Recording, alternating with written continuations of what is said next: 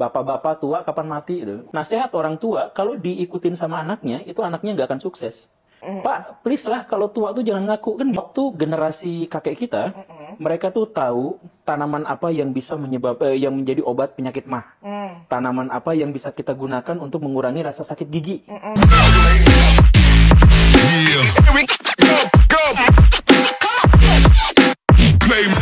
Ngomongin anak-anak zaman sekarang, jadi ini lagi viral nih Pak Guru. Apa? Aku mau tunjukin video yang nanti editor, ting, nanti ya di, ting, enggak Pak Guru, enggak bisa saya tunjukin. Gimana nih? Nih Pak Guru, kasih pendapat tentang video ini. Kota dari Jawa Tengah. Aku simpen S. Bukan. Sapi. Sapi. Kota dari Jawa Tengah. Oh, udah diulang. Oh iya, udah looping ternyata. Nah, dari video ini Pak Guru, aku yang awam, aku ngerasa anak sekarang ini kok pengetahuan dasarnya tuh malah makin gone gitu, hilang. Betul. Itu pendapatku. Nah, aku beranggapan bahwa ini apakah kita salah kurikulumnya, salah gurunya, atau salah literasinya mungkin ya. Pastilah kurang literasi kan kalau Nggak, kayak gitu. itu salah cara pandang kita aja. Oh. Jadi tadi disebutkan fakta-fakta dasar aja nggak tahu. Tahu dari mana apa yang menyebutkan bahwa Semarang itu fakta dasar yang waktu generasi kakek kita, mereka tuh tahu tanaman apa yang bisa yang menjadi obat penyakit mah. Tanaman apa yang bisa kita gunakan untuk mengurangi rasa sakit gigi. Tanaman apa. Nah, bagi mereka itu adalah fakta-fakta fundamental yang harus diketahui. Oh, Iya kan? Iya, benar. Ketika zaman berubah, kita nggak pernah tahu itu semua. Kita taunya karena kita dibesarkan oleh pemerintahan Orde Baru pada waktu itu, di mana semua informasi itu harus disesuaikan dengan nasionalisme, keamanan, pertahanan negara, dan lain sebagainya. Maka nama-nama menteri harus kita ketahui, kemudian nama daerah harus kita ketahui, dan itu kita anggap sebagai fakta mendasar fundamental yang harus diketahui oleh anak-anak zaman itu.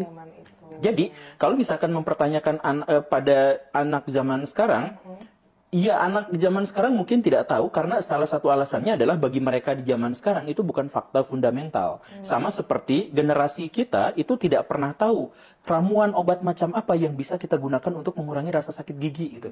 Kan itu juga. Jadi fakta fundamental setiap zaman itu berbeda-beda. Nanti ketika di masa depan itu akan berbeda lagi. Nah, yang diketahui oleh anak-anak yang tadi itu yang ternyata cupu-cupu itu, Iya. ya kan itu diupload biar dikatain anak-anaknya cupu kan?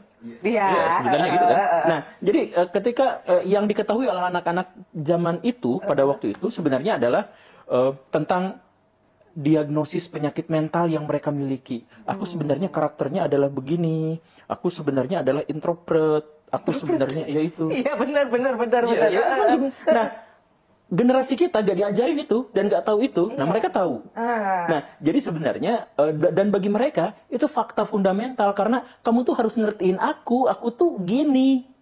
Jadi biar bisa bersosialisasi, mereka menganggap itu fakta fundamentalnya. Nah, kan kayak gitu. Nah, jadi sebenarnya inilah yang akhirnya memicu perang antar generasi di Indonesia. Jadi generasi angkatan kita ngatain, halah bocil tahu apa, generasi itu bapak-bapak tua kapan mati. Udah beda karakter karena justru ada persaingan antar generasi. Persaingan antar generasi itu melibatkan teknologi dan pendekatan-pendekatan kehidupan yang ada pada waktu itu. Nah, ini muncul gara-gara apa? Zaman sekarang disebut sebagai zaman disrupsi. Zaman penghancuran dari produk-produk lama segera diganti oleh produk-produk baru. Jadi sering saya sampaikan, kalau orang di zaman dulu, misalkan ya, ada kusir pedati, terus ngasih tahu pengetahuan ke anaknya. Nah, ini si pedati kalau rusak gini, cara membuatnya begini, ininya begini. Sampai 100-200 tahun kemudian, ilmu itu diamalkan masih relevan. Betul kan? Karena cara bikin pedati ya gitu.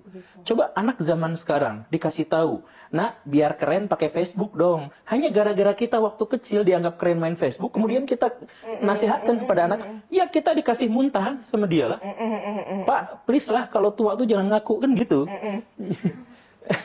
Kalau tua jangan ngaku, bener juga ya. Iya. Jadi kita dulu menganggap keren banget kalau kita generasi kita punya Facebook. Terus kita nasihatkan kepada anak. Dan luar biasanya apa? Generasi Facebook kita dianggap keren, ke zaman sekarang yang dianggap aki-aki itu hanya rentang waktu 15 tahun. Iya sih. Dulu orang 300 tahun bikin pedang tekniknya gini masih bisa berlaku untuk zaman berikutnya. Iya betul. Sekarang baru 15 tahun saya kuliah jurusan keguruan. 5 tahun belajar tentang administrasi mengajar gini. Lulus kuliah kurikulum ganti, gak ada yang kepake. 5 tahun. Nah, jadi cara kita menghakimi generasi selanjutnya itu justru sebenarnya adalah bumerang dan menyebabkan perang antar generasi menjadi semakin terjadi. Fakta bahwa anak-anak itu tidak tahu tentang sesuatu yang penting untuk negara, itu oke. Fakta bahwa anak-anak itu tidak terdidik dengan baik di ruang kelasnya, itu juga oke. Tapi menjadikan mereka sebagai bahan bulian gara-gara pengetahuan dan orientasi yang berbeda dengan kita, itu harus kita pikirkan bersama. Wah, itu dia yang gue nggak pernah pikirin tiba-tiba masuk ya. Nah, nggak pernah kepikiran? Nggak pernah. Nah, itulah yang layak diolok-olok. Ya, terima kasih. Saya udah sering kok diolok-olok kok, ya, udah jadi bahan olokan gitu. Tapi ini, sebenarnya kalau solusi untuk perang generasi itu sebenarnya sudah ada belum sih? Atau memang sebenarnya paling susah sih menyamakan isi kepala kita kepada orang lain juga. Tapi saran paling general untuk tidak ada perang generasi ini dari Pak Guru apa? Nggak ada. Hah? Nggak ada. Nggak ada. Kita belum sampai sejauh ini ya. Sampai sejauh ini kita belum menemukan solusinya. Karena di setiap kita menemukan sebuah solusi, masalahnya udah pindah ke tempat lain. Jadi ya itu pergeseran percepatan di zaman sekarang itu terlalu cepat. Kita tuh zaman paling dikutuk.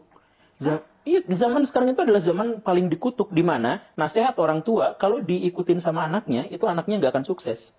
Karena zamannya berubah ya kayak tadi itu. Iya, benar. Nah, nanti kalau udah gede jadi polisi ya, Bapak siaplah bayar ini 900 juta dari sini, misalkan begitu.